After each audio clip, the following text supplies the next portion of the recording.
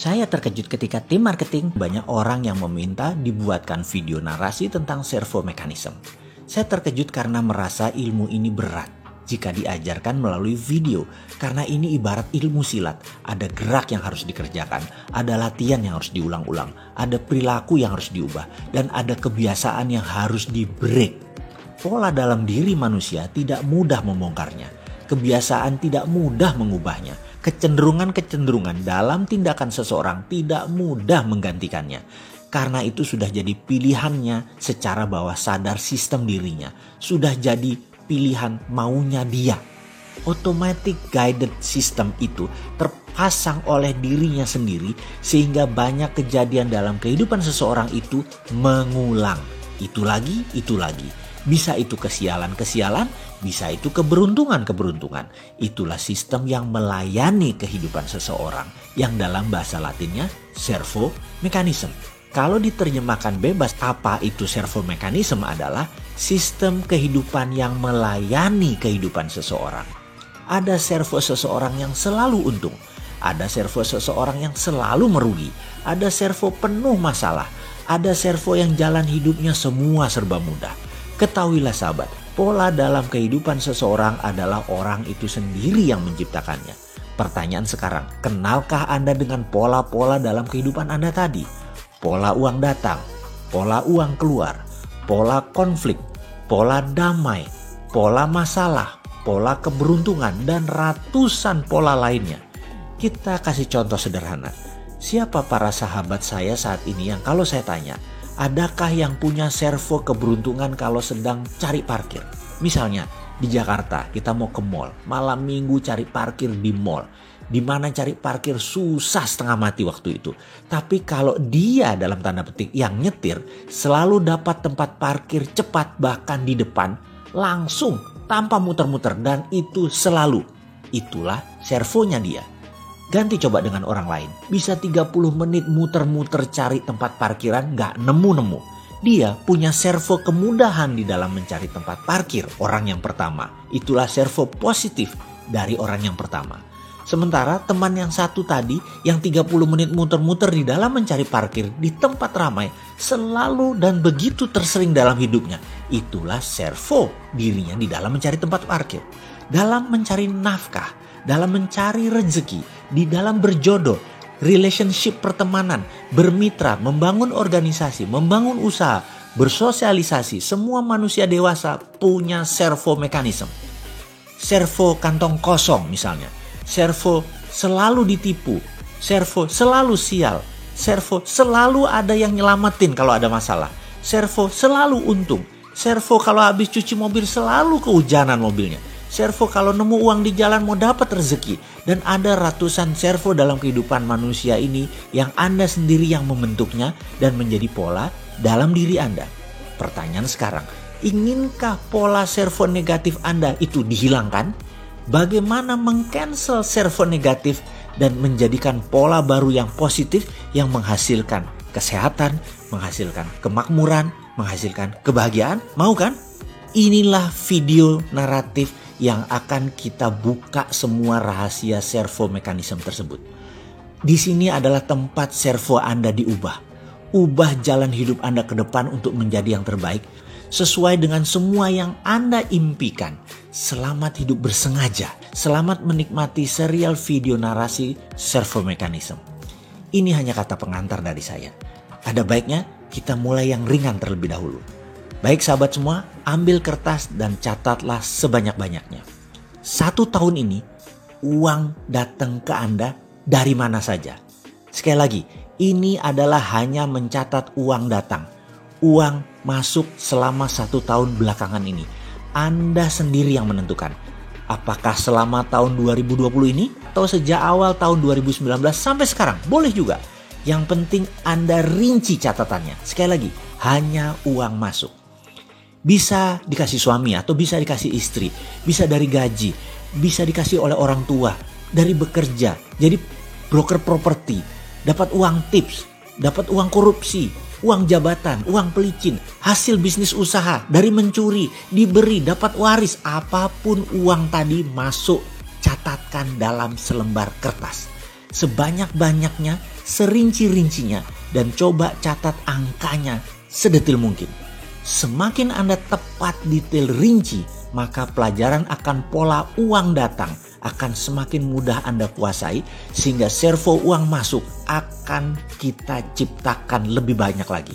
Sekali lagi, ambil kertas folio kosong, kalau perlu beberapa lembar, dan lakukan pencatatan atas uang datang ke Anda selama setahun ini. Penting untuk Anda mengeluarkan semua sedetil mungkin, karena nanti kita akan membuat pola uang datang jadi servo Anda semua yang berlimpah.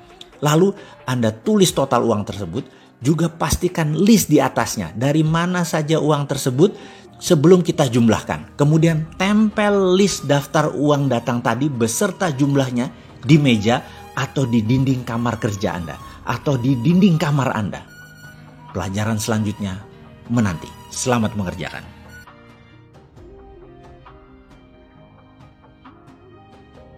Mengenal uang datang dan permasalahannya. How you get your money atau how the money goes to you. Sebuah pertanyaan singkat yang sulit dijawab dengan tepat. Pasti mikir dulu, memorizing dulu, baru bisa menjawab. Itu pun belum tentu pas atau belum tentu benar, hanya kira-kira. Sebelum kita masuk ke pelajaran selanjutnya, kita jeda sebentar agar mengunyah pelajarannya lebih enak. Ada 2 pertanyaan yang saya akan berikan. Pertanyaan pertama adalah, who you are when no one's watching you. Pertanyaan kedua adalah, what's holding you back. 2 pertanyaan ini sederhana, banyak yang melewatkan karena sulit akal pikiran kita menjawabnya. Karena ini bukan pertanyaan untuk pikiran atas sadar atau conscious mind. Ini pertanyaan pikiran subconscious. Kalau Anda ambil masa, ambil waktu, fahami pertanyaannya sekali lagi dan mulai renungkan. Jangan jawab pakai pikiran atas sadar. Endapkan sedalam-dalamnya. Percaya saya, Anda bisa menitikkan air mata jika sahabat faham maksud saya. Sekali lagi, coba renungkan apa yang menghalangi Anda saat ini sehingga tidak bisa take off, tidak bisa berjaya, tidak bisa berkelimpahan, karir tidak lancar. Mengapa semua serasa jalan di tempat? Ada apa sih sebenarnya? Apa yang menghalangi? Fahami terus 2 pertanyaan tersebut. Coba renungkan. Saya tidak meminta jawabannya sekarang. Saya menuntut kejujuran diri Anda dengan diri sendiri. Kita akan bahas panjang hal ini selanjutnya. Kita lanjut dengan pola atau pattern yang Anda miliki. Jalan bisnis Anda atau jalan uang Anda yang mengalir, yang Anda ciptakan sendiri selama ini yang akan kita fokuskan sementara ini. Mengetahui bagaimana Anda mendapatkan uang selama ini, itu harus dan penting. Ya, sangat penting. Karena itulah cara kita mengenal pola uang bekerja ke arah kita. Kunci pertanyaan yang harus dijawab adalah bagaimana atau how. Kita ulangi pertanyaan di awal pelajaran kali ini. How you get your money atau how the money go to you. Maka Anda akan menemukan banyak jawaban ketika Anda terfokus menjawab pertanyaan di atas. Yaitu misalnya Anda menjawab dengan bekerja, uangnya datang. Dengan pinjaman, uang datang. Dengan kartu kredit, pemberian orang tua, pemberian suami, dan lain sebagainya. Lalu coba perhatikan 1 tahun terakhir ini. Bagaimana Anda mendapatkan uang Anda? Coba catat baik-baik dan lengkapi terus catatan tersebut seingat Anda seperti tugas dalam video sebelum ini. Kira-kira sudah terbayang bagaimana uang datang ke Anda dalam 1 tahun terakhir ini atau 2 tahun terakhir ini atau 3 tahun terakhir ini? Kalau sudah, maka itulah pola uang Anda datang ke Anda. Sangat wajib mengenal pola tersebut. Kegagalan seseorang mengenal dirinya sendiri karena kegagalan mengenal pola hidupnya sendiri. Mengenal diri sendiri itu bukan saja mengenal tubuh fisikal seperti wajah, jerawat, bekas luka. Namun tak kalah penting adalah kebiasaan, kesukaan, kecenderungan, gaya jalan, gaya bicara, dan tentunya pattern pola diri itu semuanya. Kita bisa mulai dengan pola bagaimana uang datang ke Anda.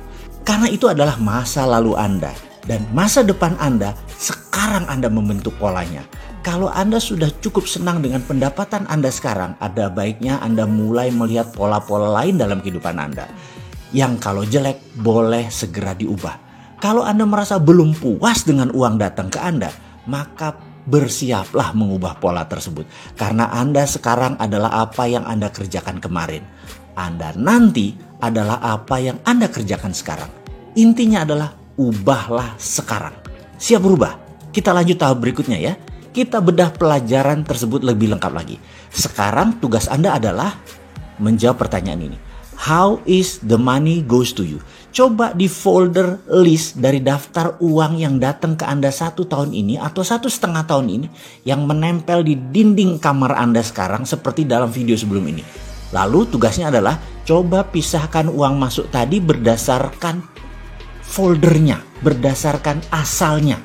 Contoh misalnya, berapa yang dari keringat sendiri, berapa yang diberi atau dari orang lain, kemudian berapa dari hal yang tidak terduga. Anda buat 3 folder tadi, Anda kurungin misalnya yang warna merah adalah dari keringat sendiri, yang warna biru adalah dari orang lain, kemudian yang warna kuning adalah yang tak terduga. Coba Anda folder. Selamat mengerjakan.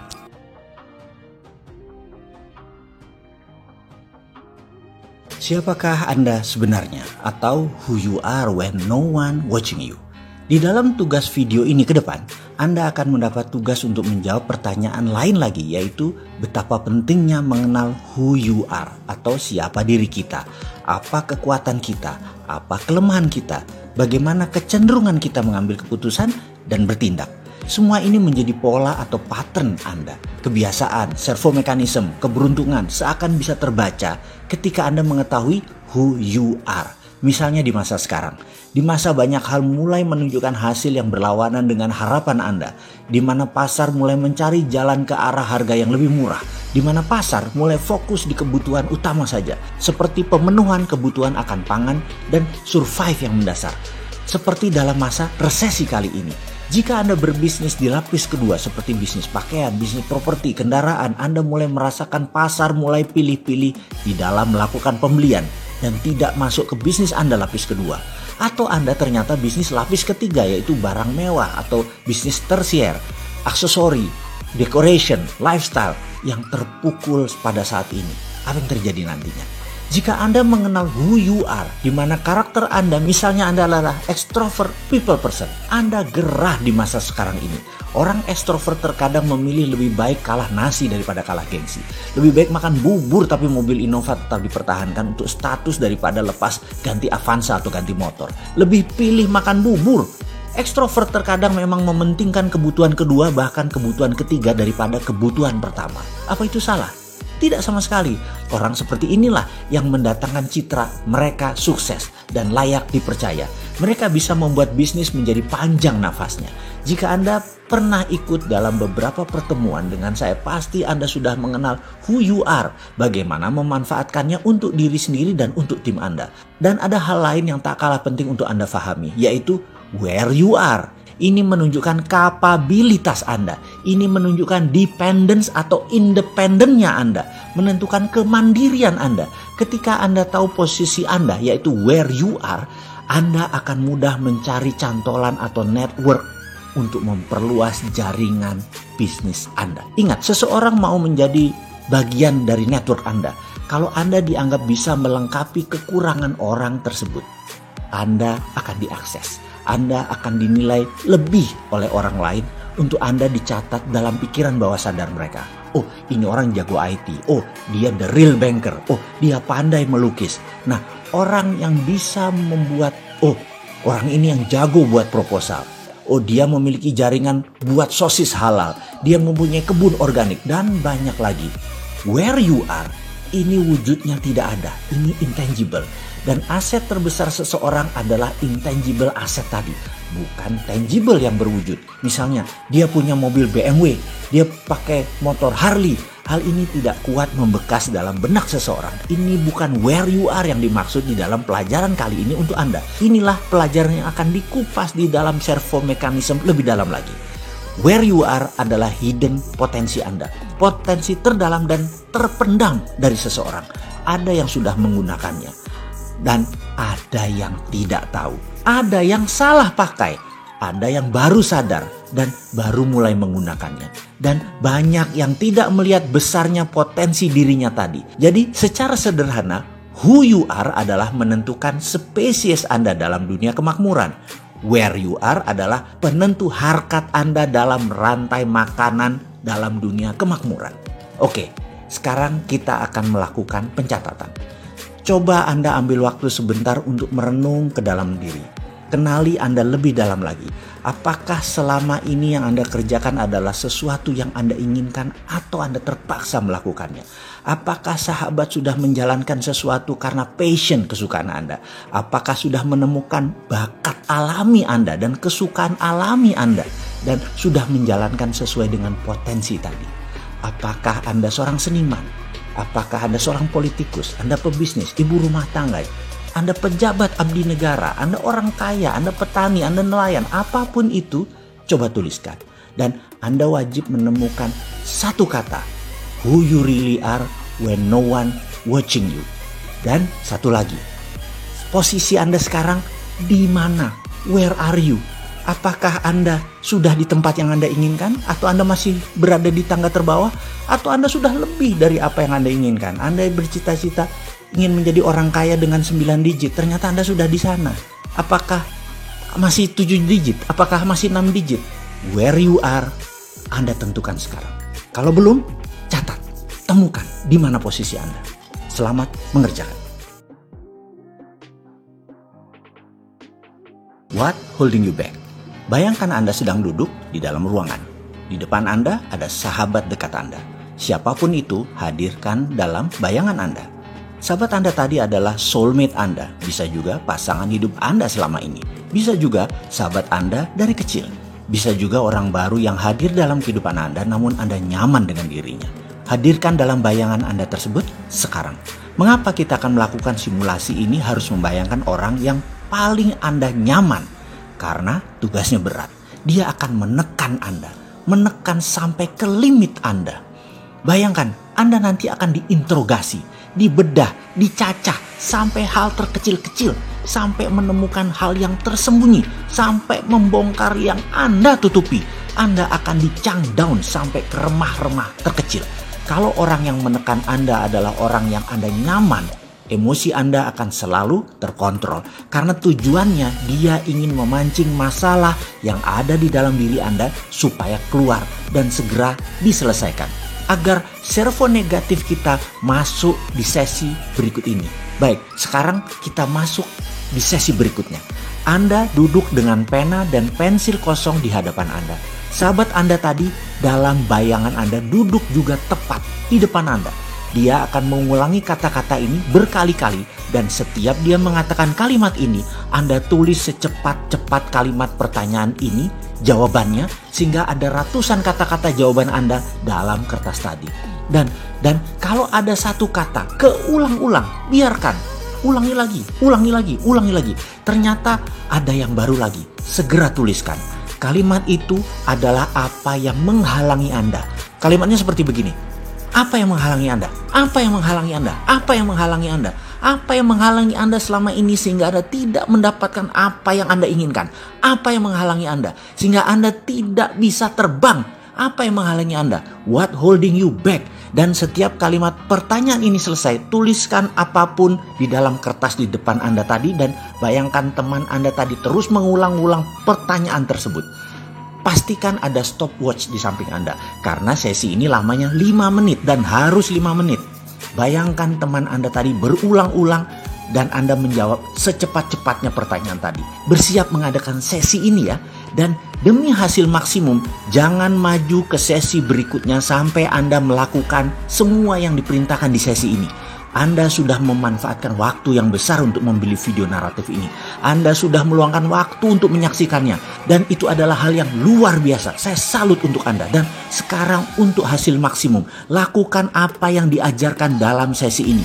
Ulangi lagi perintah dalam video ini, lalu mulailah bayangkan soulmate Anda tadi. Mulai menekan Anda dengan pertanyaan beruntun selama 5 menit ke depan. Tugas Anda menuliskan jawaban yang timbul seketika ketika Anda menjawab tanpa berpikir, yaitu menjawab pertanyaan ini. Apa yang menghalangi Anda? Apa yang menghalangi Anda? Apa yang menghalangi Anda? Dan lakukan sekarang. Servo Mechanism. Ada beberapa tugas sejauh ini Anda sudah kerjakan. Saya ucapkan terima kasih banyak telah menjalankan semuanya dengan baik. Selanjutnya, kita masuk ke pelajaran dasar tentang servo mechanism. Otak manusia semua sama secara hardware. Secara software, setiap manusia berbeda installnya. Jadi, yang membedakan manusia satu dengan manusia yang lainnya bukan hardware-nya, tetapi software-nya. Software otak bahasa lainnya adalah pikiran. Secara umum, pikiran terbagi dua. Pikiran atas sadar atau biasa disebut conscious mind dan pikiran bawah sadar yang biasa disebut subconscious mind. Kontribusi bagi kehidupan dihitung secara empirik oleh pakar aplikasi psikologi. Pikiran atas sadar atau conscious mind hanya memberikan sumbangan pada tindakan manusia sekitar 12%. Sementara pikiran bawah sadar adalah sisanya, mempengaruhi tindakan manusia 88%. Jadi, kunci sukses manusia ada di pengenalan bawah sadarnya. Sayangnya bawah sadar ini tidak terdeteksi karena sudah menjadi kita apa adanya. Ilustrasi sedikit tentang bawah sadar. Karena 88% tindakan manusia tergantung pada pikiran bawah sadar, maka kita bicarakan bawah sadar saja lebih banyak. Setuju ya?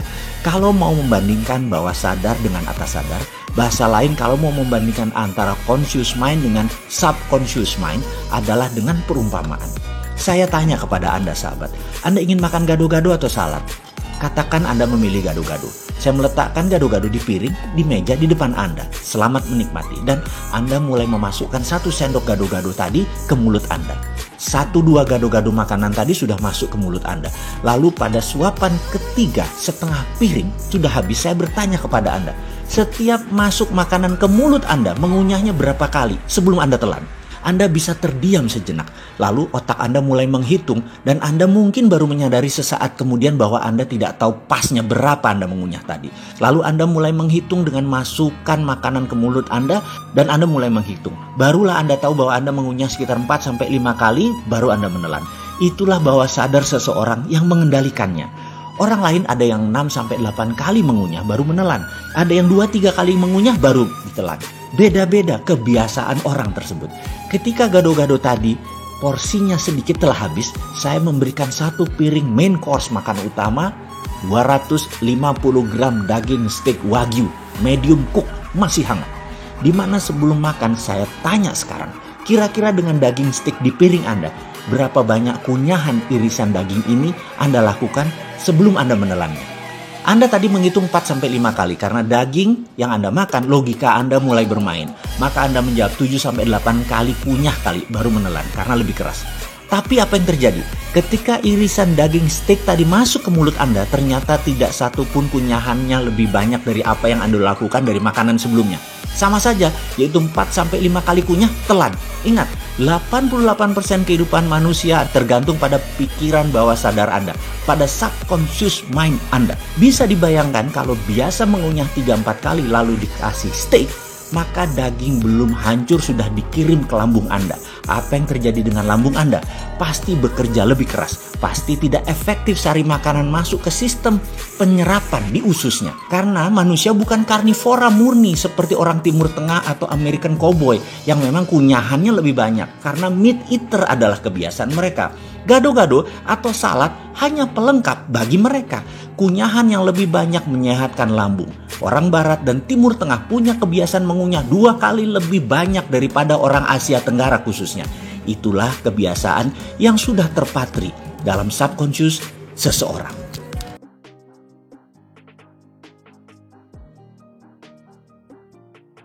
Kita masuk ke lebih dalam lagi tentang subconscious mind. Karena 88% tindakan kita kontribusi pikiran bawah sadar. Kita wajib mengenal apa itu pikiran bawah sadar dan bagaimana program software terpasang pada pikiran bawah sadar kita. Ketika manusia baru lahir, di belahan bumi manapun manusia itu lahir, dari suku apapun dan dari tingkat strata ekonomi keluarga level apapun, dari tingkat strata ilmu pengetahuan keluarga dari level apapun, sang jabang bayi softwarenya masih kosong. Disinilah 5 tahun pertama manusia diinstal kebenaran dalam tanda petik versi lingkungan dan orang tuanya yang akan dia bawa sepanjang hidupnya. Kita bahas lebih rinci sedikit tentang pikiran sang anak. Seorang anak terlahir di dunia tanpa merasa takut, kecuali rasa takut akan gelap dan rasa takut akan suara keras. Semua ketakutan yang lain pasti dipelajarinya ketika dia tumbuh menjadi dewasa. Lama kita tidak membicarakan mengenai ilmu aplikasi psikologi ini. Sesekali menyambar ilmu ini boleh ya. Mungkin ada manfaatnya dalam saya mengingatkan diri saya sendiri dan Anda sahabat yang membutuhkannya. Ini bukan ilmu canggih, ini hanya pengetahuan sederhana. Kali ini kita membahas tentang rasa takut. Rasa takut itu sangat dominan di dalam mempengaruhi orang lain. Dalam bahasa kerennya, fear factors. Dunia advertising, dunia politik, dunia bisnis mengeksploiti rasa takut ini menjadi komoditas dalam tanda petik belanja. Ketakutan akan kelangkaan barang, ketakutan akan keterbatasan membuat perilaku menumpuk barang, dan ini terjadi di dalam semua orang, terutama para wanita yang terus dieksploiti rasa takutnya ini. Saya beri contoh bahwa iklan yang paling efektif di kelas retail adalah yang mengeksploitir rasa takut. Misalnya, iklan pasta gigi dari merek ternama menceritakan akan kuman jahat yang akan menggerogoti gigi sang anak. Dan ini diulang-ulangi, ditakut-takuti walau terlihat sains. Lalu pasta gigi ini solusinya bagi para ibu. Dan percaya saya, mayoritas wanita kebeli dengan iklan itu. Kita lanjut tentang pelajaran mengeksploitir rasa takut sebentar lagi setelah memahami keilmuan takut ini. Dua rasa takut utama yang biasa berkembang dalam diri kita semua adalah takut akan kegagalan, takut akan kekalahan, dan terus berkembang menjadi rasa takut akan kritik dan penolakan. Kita mulai belajar merasa takut pada kegagalan ketika kita secara terus-menerus dikritik dan dihukum saat mencoba sesuatu yang baru atau sesuatu yang berbeda. Kita dibentak dan kita dilarang-larang. Jangan, jauh-jauh dari sana. Hentikan, letakkan. Hukuman fisik dan tidak ditunjukkannya rasa cinta. Ancaman-ancaman yang dilontarkan yang membuat Anda merasa takut dan tidak aman seringkali mengiringi hentakan dan kritik-kritik seperti ini. Inilah muasal terbanyak rasa takut tadi tumbuh di benak manusia. Dengan segera kita akan percaya bahwa kita terlalu kecil, terlalu lemah, tidak kompeten, tidak cukup pandai, dan tidak mampu untuk melakukan segala sesuatu yang baru atau berbeda dengan yang lain. Manusia yang ditekan tersebut kemudian akan mengekspresikan perasaan ini dengan kata-kata, saya memang tidak mampu, saya tidak mampu, saya tidak mampu. Setiap saat dia berpikir untuk melakukan sesuatu yang baru atau menantang. Reaksi otomatis dalam dirinya biasanya merupakan perasaan takut, gemetaran, dan perutnya mulai bergolak, tidak enak. Reaksi ini akan persis sama dengan ketika pantatnya ditampar oleh orang tuanya dulu. Lalu dia berkata, saya tidak mampu, saya tidak mampu. Itulah subconscious memprogram dirinya menjadi seseorang yang tidak berkemampuan. Rasa takut akan kegagalan adalah penyebab utama dari kegagalan yang terjadi pada masa dewasanya nanti. Sebagai akibat dari kritik destruktif yang sering seseorang terima pada masa kecil. Kemudian dirinya menjadi seorang dewasa yang cenderung tidak berani melakukan banyak hal. Orang tersebut tidak mampu menunjukkan seluruh potensi dirinya yang dimilikinya secara maksimal. Orang tersebut akan berhenti bahkan sebelum dia memulai mengerjakan sesuatu untuk pertama kalinya. Bayangkan, pikiran manusia yang menakjubkan ini bukan dipakai untuk menghasilkan hal yang luar biasa, tetapi pikiran malah dipergunakan untuk mencari-cari alasan untuk mengatakan bahwa dirinya tidak mampu. Dengan demikian, apapun yang diinginkannya tidak mungkin didapat, tidak mungkin diperoleh. Kita merenung sebentar, melihat diri kita. Sudahkah kita benar dalam tanda petik mendidik anak kita dengan kritik destruktif atau nasihat dengan sapaan lembut yang membangun? Apakah dulu dalam menerima didikan kita dibentak, kita dihardik, kita dimaki, baik oleh lingkungan ataupun oleh keluarga, dan kita memilih menerimanya? Atau kita sekarang memilih melepasnya atau tidak menggenggamnya lagi sehingga tidak mempengaruhi apapun pikiran kita saat ini? Kita pikirannya tetap bersih atau masih membekas sehingga kita didominasi oleh driven fear, rasa takut ini. Faktor inilah yang membentuk 5 tahun pertama kehidupan manusia. Saya tidak akan bertanya di level mana Anda berada. Apakah keluarga penuh cinta? Apakah keluarga penuh persaingan? Apakah keluarga penuh curiga? Apakah keluarga penuh makian? Apapun itu kita tidak bahas dalam video ini. Anda yang merenung, karena apapun itu akan masuk di bawah sadar Anda masing-masing dan jadi sistem di dalam diri Anda. Jadi tugas berikutnya adalah Anda merenung. Anda lihat, Anda catat. Apapun yang jelek tadi, percaya saya, ke depan kita ubah.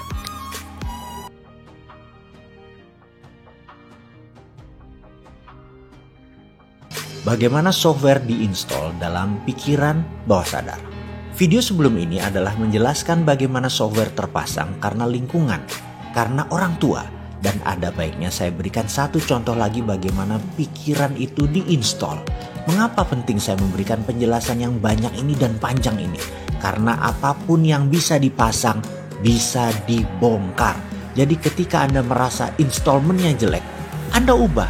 Kalau Anda merasa tidak ada softwarenya, maka ada baiknya kita pasang softwarenya sesuai apa yang Anda butuhkan. Cara pasang orang tua ke anak kita beri contoh dalam ilustrasi. Saya tanya kepada sahabat semua yang wanita sekarang. Anda punya anakkah berusia 6 bulanan atau Anda punya anak sudah besar pasti tahu sewaktu sang bayi masih berusia 6 bulanan. Atau bagi yang belum punya anak, pernah tahu anak usia 6 bulanan, keponakan atau sepupu. Bisakah anak tersebut berbicara? Maka kita semua akan menjawab bayi tersebut belum bisa berbicara. Komunikasi verbal bayi tersebut adalah menangis, diam, tersenyum, atau tertawa. Suatu ketika bayi tersebut menangis kejar dengan keras dan lama. Maka pertanyaannya adalah apa yang dilakukan oleh orang tuanya? Ada banyak jawaban atas pertanyaan ini. Mulai dari diganti popok, diajak bermain, dikasih nenen, dan lain sebagainya. Dan disinilah pertama kali database mulai dimasukkan oleh orang tuanya. Di Indonesia, dalam catatan aplikasi psikologi, anak bayi yang menangis oleh orang tuanya 80% pasti dinenenin atau dikasih susu. Sementara di Jepang, di Amerika, di beberapa negara Afrika, di Eropa budayanya lain lagi. Karena merasa sudah dilihat tidak pipis, belum waktunya makan, tidak ada masalah fisik yang berarti, aman dalam box, banyak orang tua hanya memainkan dan mengajak komunikasi sang bayi. Bayi pun begitu tidak diam, diteruskan mainnya atau malah terus diajak berbicara. Inilah yang kemudian hari di Indonesia banyak anak yang menggunakan tangisan sebagai senjata mempengaruhi orang tuanya karena tidak dibiasakannya bernegosiasi, dibiasakan dituruti keinginan anak sehingga menjadi demanding anak tersebut, menjadi sangat banyak maunya anak tersebut. Ada lagi yang harus diperhatikan, ada software lain yang dipasang oleh orang tua pada sang anak dengan ngegampangin, dengan nenenin tadi. Pertanyaan, mengapa bayi tadi menangis? Kita bahas satu persatu kemungkinannya. Karena lapar, karena kepanasan, karena kedinginan, karena pipis, tidak nyaman, kesepian, atau mau main, dan lain sebagainya. Intinya karena komunikasi belum banyak, vocabulary-nya masih belum banyak, maka pilihan dia adalah menangis. Sekali lagi, menangis karena ada masalah. Ini kita kunci dulu dengan satu huruf kapital. Ada masalah. Disinilah software orang tua pasang di anak dalam bahasa pemrograman. Kalau diibaratkan otak manusia adalah komputer, di mana orang tua tadi 80% nenenin anak tersebut terlepas dari masalahnya apa yang terjadi. Pukul rata saja. Inilah program yang dipasang oleh orang tuanya. Nak, kalau ada masalah dalam hidupmu, masukkan sesuatu ke mulutmu. Software ini dipasang pada pikiran bawah sadar sang anak sampai dewasa, di mana setiap ada masalah dalam kehidupannya, mulailah dia memasukkan sesuatu ke mulutnya. Baik itu makanan, minuman, merokok, gigit jari, gigit pensil, apapun masuk ke mulut untuk tenang. Seperti nenenan sang ibu. Tidak heran masalah memasukkan ke mulut tadi makanan yang terbanyak dan membuat populasi Indonesia di atas 30% adalah overweight, masalah terbanyaknya. Jadi ada juga mereka jadi karena ketergantungan minum atau alkohol dan lain sebagainya.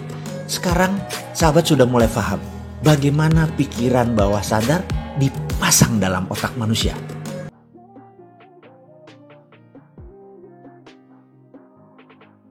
Servo.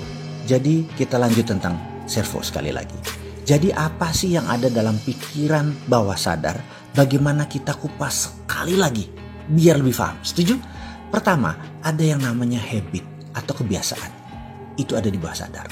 Dan apa itu kebiasaan? Kebiasaan adalah sebuah perbuatan yang diulang-ulang. Perbuatan itu bisa hal yang bermanfaat, bisa hal yang tidak bermanfaat.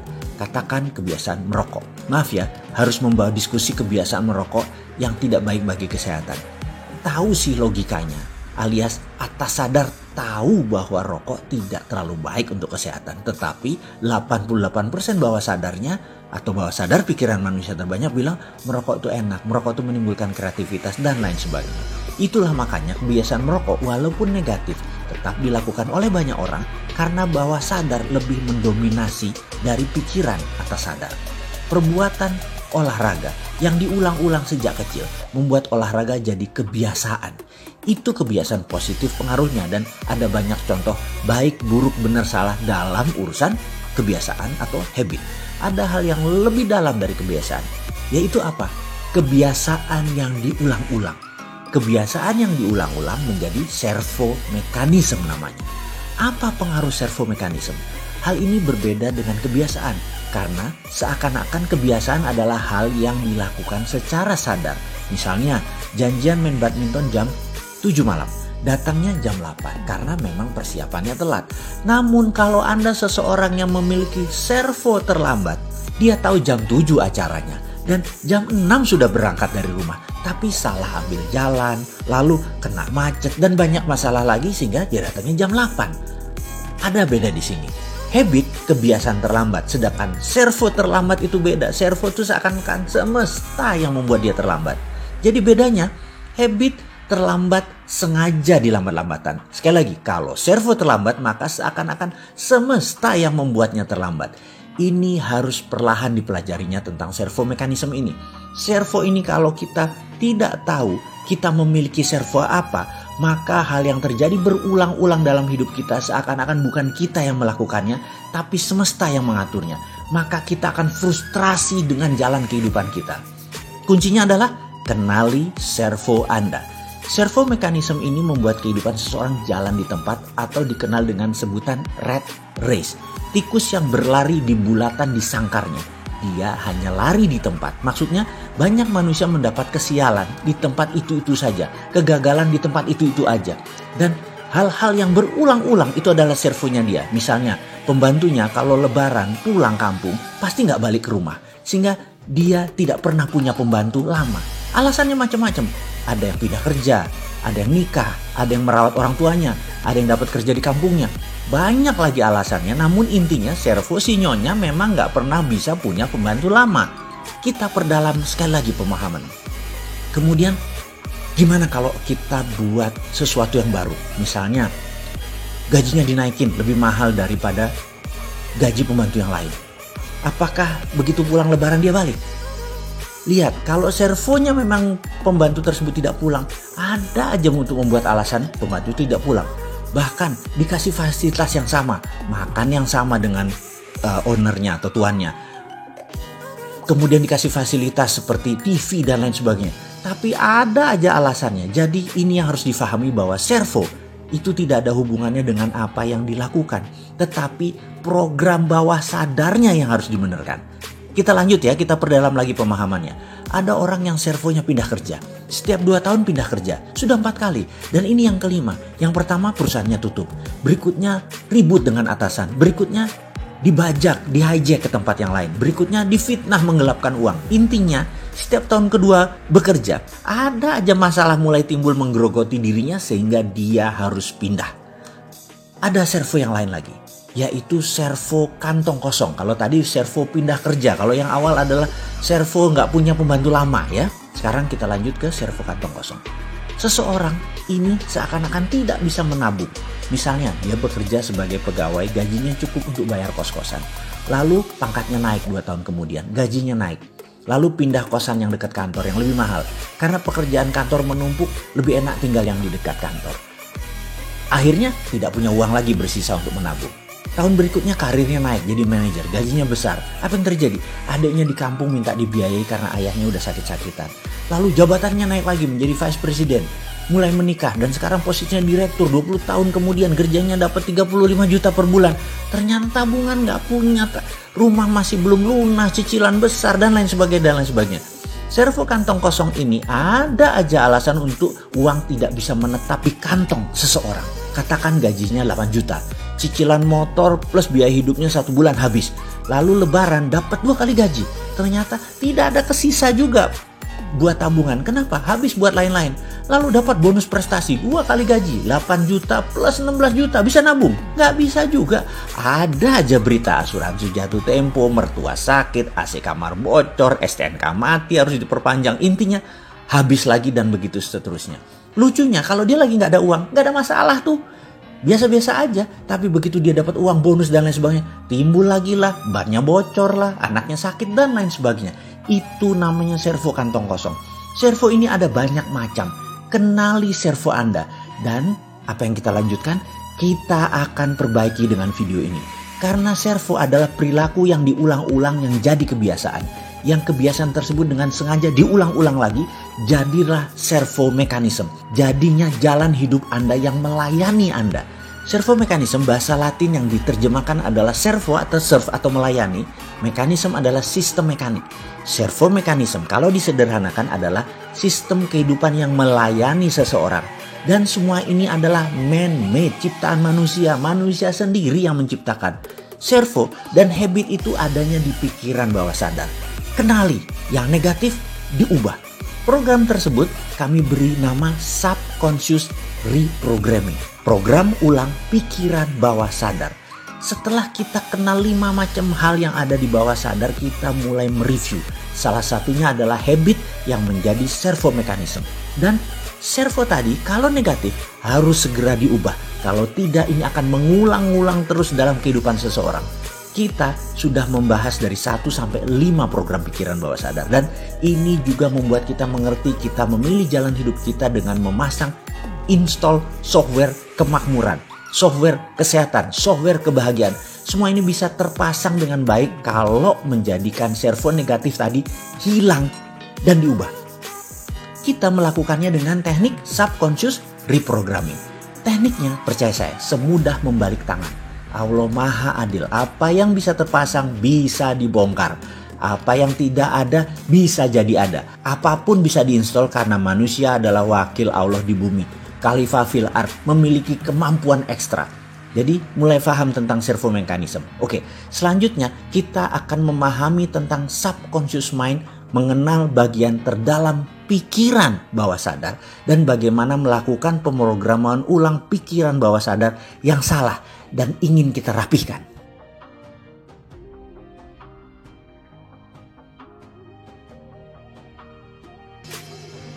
Kita bicara pola dalam diri. Kita perhatikan diri sendiri dan orang sekitaran kita. Mengenal pola itu penting karena pola itu sesuatu kejadian yang berulang-ulang dan selalu sama. Misalnya, pembantu di rumah setiap pulang lebaran tidak balik lagi ke rumah kita. Atau kalau punya pegawai yang pintar pasti diambil orang di tahun kedua. Atau ada banyak hal berbagai pola itu terjadi, misalnya lagi pola musibah, pola kantong kosong, pola hidup berantakan. Dan dalam kemakmuran pun Anda punya pola. Kenalkah Anda dengan pola uang datang ke Anda? Kenalkah Anda dengan pola uang keluar dari Anda? Sebelum kita lanjutkan tentang pola kemakmuran, kita rincikan sedikit tentang pola dalam kehidupan kita agar kita lebih paham. Apakah Anda kenal dengan seseorang yang mempunyai kebiasaan terlambat? Saya pernah jogging dengan seseorang teman yang selalu datang terlambat. Kami biasa jogging di Senayan hari Kamis malam setelah pulang kerja. Biasanya saya mengingatkan dia, "Bro, besok kita jogging ba'da maghrib ya, biasa ya." Yang selalu ditanggapinya, "Siap, saya akan datang pas maghriban di sana, di Albana." Dan langsung cus. Saya pastikan lagi, "Oke, confirm ya, jam 6.30 ya." Dia jawab, "Saya pasti datang." Keesokan harinya ternyata dia baru datang jam 6.45. Pastinya telah siap dengan berbagai alasan. "Anakku mainin baju joggingku dan menaruhnya di bawah tempat tidur. Jadi dicari-cari dulu, telat deh." Minggu berikutnya hal sama terjadi. Dia datang jam 6.50. Dia baru datang, alasannya sepatu joggingku yang biasa sebelah ini gak ketemu. Aduh, kemana-mana dicari. Minggu berikutnya dia datang jam 7 malam. "Ikan masku sakit sehingga anakku menangis terus-menerus." Begitu seterusnya. Mulai dari alasan aki mobil mati, mobil tidak bisa starter, kunci mobil hilang, sampai celana dalam yang masih terendam dalam mesin cuci. Akhirnya saya berkata, "Bro, ayo kita buat janjian. Mulai sekarang, untuk setiap 1 menit terlambatmu, kamu harus membayar 20.000 perak ke kotak amal Masjid Albana." Minggu berikutnya dia beralasan pundaknya sakit dan sejak itu kami tidak pernah jogging bersama lagi. Apa yang terjadi? Dia mengira dunia di luar dirinya yang membuatnya demikian. Dia tidak dengan sadar mencoba datang terlambat, tetapi dalam bawah sadarnya dia menyimpan program yang mengatakan kamu selalu terlambat. Dan program inilah yang mengatur hidupnya. Bahkan jika dia secara kebetulan berangkat lebih awal dan ingat bahwa dia mempunyai target untuk datang tepat waktu, ternyata program bawah sadarnya akan membantunya mencari pohon yang bisa ditabrak atau jalan yang tak dikenal yang bisa menyesatkannya. Setelah itu dia akan menarik nafas dalam-dalam dan berkata, beginilah saya selalu terlambat. Oke, sekarang mulai paham dengan pola-pola yang ada dalam diri seseorang atau bahkan kenal dengan pola diri kita sendiri. Semua ini dalam tanda petik kita yang menciptakan. Sekarang tugas Anda sahabat. Coba perhatikan apa yang mengulang dan selalu terjadi dalam diri Anda. Catatlah. Jangan lanjutkan sebelum tugas ini dikerjakan, setidaknya menemukan satu hal yang berulang dalam diri Anda. Baik hal itu negatif atau hal itu positif. Catat semua servo Anda. Karena ke depan sekali lagi, yang negatif akan kita ubah, yang positif akan kita perbanyak. Lakukan tugas ini sebelum melanjutkan video selanjutnya.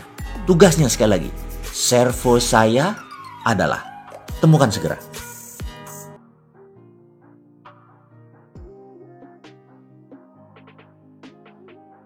Conscious competence atau kesadaran berkemampuan. Kita sekarang membicarakan hal yang sederhana sedikit atau melompat sedikit dulu. Masalah dengan berpikir benar, kok bisa membuat orang menjadi kaya raya? Berpikir dan bertindak seperti apa yang bisa membuat kaya? Menjawab pertanyaan seperti ini memang harus rinci menjelaskannya, juga harus memberi contoh serta pengalaman. Contoh saja membuat mengerti, tapi tidak merubah apapun. Conscious tetap incompetence. Pikirannya tetap tidak berkemampuan. Maju setahap sih, dari unconscious menjadi conscious. Dari belum sadar menjadi sadar. Tapi nggak ada bedanya karena keduanya tetap incompetence. Kita masih belum berkemampuan. Menjadi conscious dan competence, ini poin diskusi kali ini. Menjadi competence dan berkemampuan untuk makmur. Tugas pertama adalah bagaimana prosperity conscious atau software kaya jika ingin dipasang sistemnya dalam pikiran kita. Maka permasalahan atau keadaan tersebut harus diubah bentuknya atau diubah objeknya. Saya secara pribadi, coach Anda kali ini harus mampu membuat isi kepala sahabat semua untuk saya bisa pasang objeknya. Ini lebih dari visual. Oke, agak sulit menerima informasi ini. Saya ceritakan dalam bentuk lain dengan contoh. Seorang perokok. Baik, saya ini tidak pernah mengatakan bahwa perokok itu buruk. Saya selalu bilang merokok itu baik, tetapi tidak merokok itu lebih baik. Jadi teman perokok tadi ingin berhenti merokok atau quit smoking. Berbagai cara dia sudah lakukan. Dia sudah menggunakan banyak metode, tapi ternyata kalau lagi stres atau dia lagi cari ide atau dia sehabis makan selalu merokok. Maka saya sebagai orang yang diminta untuk menghilangkan kebiasaan merokok tersebut harus melakukan dalam tanda petik mengubah objek dalam pikirannya. Mengubah database yang ada di otaknya. Sekarang objek dalam pikirannya adalah merokok itu menyenangkan, merokok itu nikmat rasanya, dan lain sebagainya. Maka saya mengubahnya dengan memberi objek baru dalam pikirannya. Saya duduk di depannya, saya bawa 2 slov rokok favoritnya, 24 bungkus rokok. Saya duduk bersamanya dan setiap batang rokoknya habis, saya akan nyalakan lagi rokok berikutnya dan diberikan kepadanya. Ketika memasuki bungkus ketiga, dadanya mulai sesak. Dan apa yang saya lakukan? Saya paksa terus dia menghisap rokok tersebut sampai 6 jam. Sampai 1 slov habis tanpa jeda. Nangis, pedih, sakit, dadanya sesak, sebel, segala macam rasa masuk bercampur. Dan saya tidak peduli apapun pendapatnya tentang apa yang saya lakukan tadi. Mau dia bilang sadis, mau dia bilang sontoloyo, mau bilang kejam. Sampai dia nggak bisa nafas. Entah bungkus keberapa, kita terus jejekin, kita terus beri dia rokok. Di saat itu berhenti proses ubah proyeknya. Begitu dia bilang muak, berhenti sudah proses mengubah proyeknya. Di sini teman kita tadi sudah punya objek baru. Merokok itu nggak enak, merokok itu bikin sesak, merokok itu bikin sakit dan sangat traumatis merokok itu. Dan dia pun berhenti merokok. Pasti di sini pertaruhannya. Kalau dia balik merokok itu mentor abal-abal. Dan ini adalah seni keterampilan merubah sesuatu menjadi objek baru. Keterampilan ini adalah merubah sesuatu menjadi objek yang baru. Tekniknya dikenal dengan nama Progressive Object Experience Technique. Sehubungan dengan kemakmuran dan mengubah kebiasaan buruk yang berulang-ulang dengan servo, kita pun akan melakukan tindakan Progressive Object Experience ini. Kita akan segera mempraktekkan Progressive Experience ini dengan belajar berimajinasi. Itu yang pertama dulu adalah Projected Imaginary, membayangkan sebuah project, dan kita akan mulai pelajaran yang lebih dalam, merubah servo negatif. Sekarang tugasnya cuma satu. Anda temukan peaceful place Anda. Bayangkan dalam pikiran Anda sekarang, temukan peaceful place Anda, tempat kedamaian. Bisa di masjid, bisa di gereja, bisa di tempat ibadah, bisa di sajadah, bisa di Mekah, bisa di gunung, bisa di pantai, bisa di rumah, bisa di tempat tidur, apapun. Tugas Anda cuma satu, temukan peaceful place Anda dalam imajinasi Anda. Lakukan sekarang.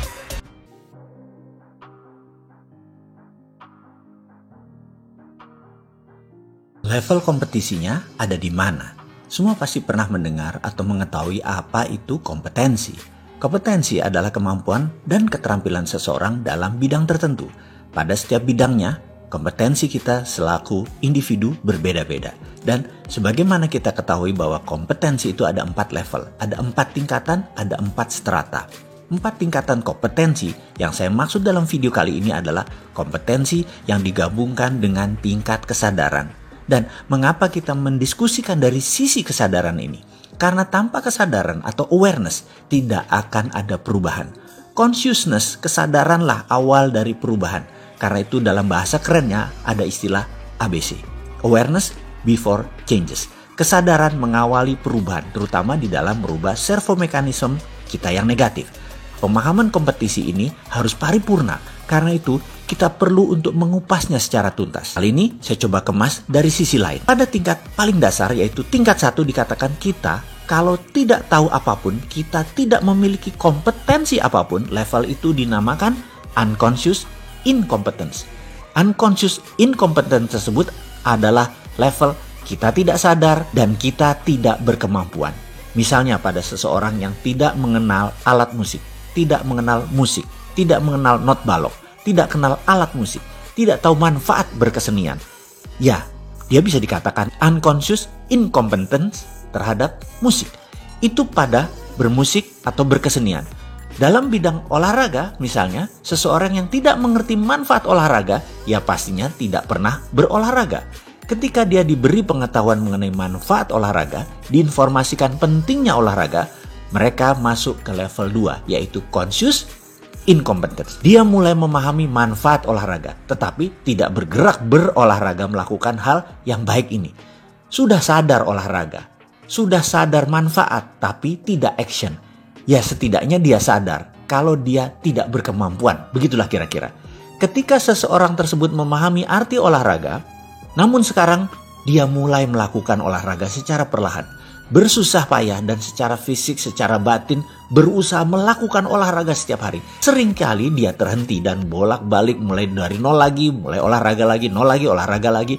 Ini menandakan dia sudah masuk ke tahap ketiga. Tahap ketiga adalah conscious competence, berkesadaran dan berkemampuan. Sadar akan kemampuannya. Lalu dia paksakan dirinya terus berolahraga. Lalu masuk ke benak dia tiada hari tanpa olahraga. Bahkan dia resah kalau tidak berolahraga. Tubuhnya nggak enak kalau nggak boleh olahraga. Bicara setiap hari tentang olahraga. Apa yang mata dilihat semua berhubungan dengan olahraga. Pikirannya selalu mendahulukan olahraga. Matanya selalu berbinar-binar jika berbicara tentang komunitas seperti dirinya. Bicara, makan, berjalan, semua selalu berdiskusi dan menyempatkan olahraga. Maka dia sudah mencapai kompetensi yang lebih tinggi, yaitu level 4 yang disebut unconscious competence. Kemampuannya sudah berada di subsistem paling dalam. Kompetensinya sudah berada di bawah sadar. Ada sebuah catatan penting, yaitu memasuki keterampilan kompetensi di dalam bawah sadar. Ada seni tersendiri. Sangat khusus karena level 1, 2, dan 3 Anda bisa lalui dengan seketika. Namun untuk menjadi masuk ke level 4 perlu tenaga dorong tersendiri. Tahapan tersulit sekali lagi adalah di level 3. Berada di conscious competence. Sekarang kita lompat ke bidang lain.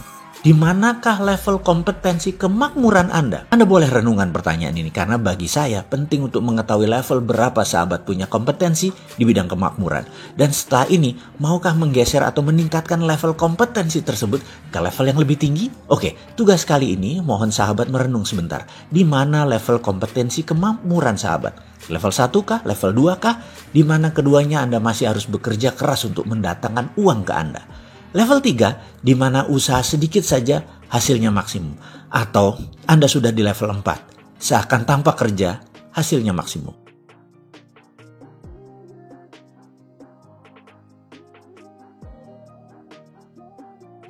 Istilah servo mechanism sebenarnya lebih dikenal di dunia teknik, yaitu suatu proses loop tertutup untuk mengkoreksi proses secara terus-menerus agar tetap dapat menuju target yang telah ditetapkan. Sebagai contoh peluncuran peluru kendali, ini menerapkan teknik servo mechanism, di mana ketika target telah dikunci, maka gerakan peluru yang mulai melenceng akan direvisi ulang sehingga kembali menuju arah semula. Proses revisi ini berlangsung terus-menerus sampai dengan akhirnya peluru kendali tadi tepat mengenai sasaran yang telah ditetapkan. Apa hubungannya dengan perilaku manusia? Sangat berhubungan erat. Dr. Maxwell dalam sebuah karyanya bukunya yang berjudul Psycho-Cybernetic yang menyoroti peran besar dari self-image dan habit dalam kesuksesan seseorang memperkenalkan penggunaan istilah servo mechanism ini untuk menggambarkan gerakan kecenderungan manusia. Pada dasarnya dalam kehidupan ini setiap orang bergerak dengan prinsip servo mechanism alias terus-menerus melakukan koreksi sehingga sesuatu yang digariskan terjadi. Di mana proses koreksi ini berlangsung dengan keterlibatan seluruh kesadaran holistik manusia, conscious dan unconscious. Jika seseorang sudah digariskan untuk sial, maka apapun yang terjadi cepat atau perlahan, tetapi pasti, maka proses servo mekanismenya akan menuntun seseorang untuk menuju kondisi sial ini, tanpa bisa ditolak sama sekali. Demikian juga jika seseorang digariskan untuk beruntung, maka servo mekanisme ini dengan mudah akan membawanya ke keadaan yang seharusnya, yaitu beruntung. Semua yang akan dialami dalam hidupnya ini telah digariskan seakan ciptaan semesta, tapi sesungguhnya ciptaan dia sendiri. Suka atau tidak suka, servo mekanisme ini akan membawa kita ke sana dengan cara yang sangat cerdas, bahkan dengan cara yang seringkali tidak terduga. Jadi kini menjadi lebih jelas. Jika sesuatu saat ini kita berkeinginan untuk mencapai sesuatu yang biasanya dalam hal ini hal-hal yang indah dan menyenangkan, lalu di dalam perjalanannya seakan-akan kita sudah semakin mendekati hal tersebut, tetapi tiba-tiba di akhirnya semua berbelok. Maka jangan menyalahkan siapapun, karena servo mekanisme dalam diri kita lah yang bekerja. Loh, kok gitu? Jadi artinya hidup kita sudah digariskan dan kita tidak dapat keluar dari garis ini. Apakah ini yang disebut nasib atau takdir atau apapun istilah sejenisnya? Tentu saja tidak. Pembahasan ini tidak ada sangkut pautnya dengan nasib dan takdir, yang jelas sudah memiliki ahli tersendiri untuk membahas hal ini. Pembahasan di sini justru akan menyadarkan kita adalah pembuat garis tersebut, dan tentu saja kita pula yang dapat merubahnya. Tentu saja jika Anda percaya dan berminat, maka video serial ini bermanfaat, akan memberdaya maksimum hidup Anda. Servo mekanisme akan menuntun seseorang untuk selalu mencapai sesuatu yang telah digariskan dengan berbagai cara yang teramat sangat cerdas. Lalu siapa yang membuat garis ini? Ini harus kita ulangi lagi. Yang membuat garis ini tidak lain adalah sosok yang juga terdapat dalam sisi manusia yang dikenal dengan nama habit dan belief system. Kita tidak akan pernah dapat lari dari habit kita dan belief system kita sendiri.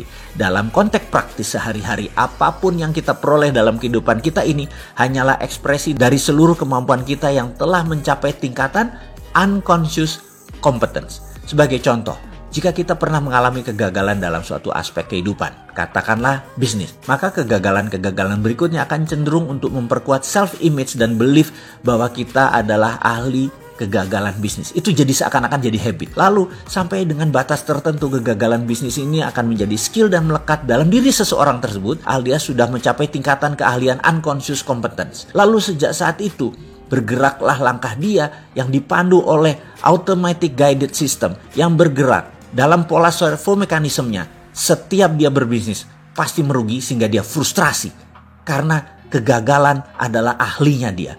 Apapun dalam kehidupan ini, jika telah sedemikian mudahnya mencapainya, maka sesungguhnya kita sudah menjadi ahli alias berkemampuan. Kita telah mencapai tingkat unconscious competence. Sekarang, kita list pertanyaan di bawah ini. Apakah Anda pribadi yang selalu beruntung? Apakah Anda selalu didera sial yang tak berujung? Apakah Anda gampang memperoleh pinjaman uang?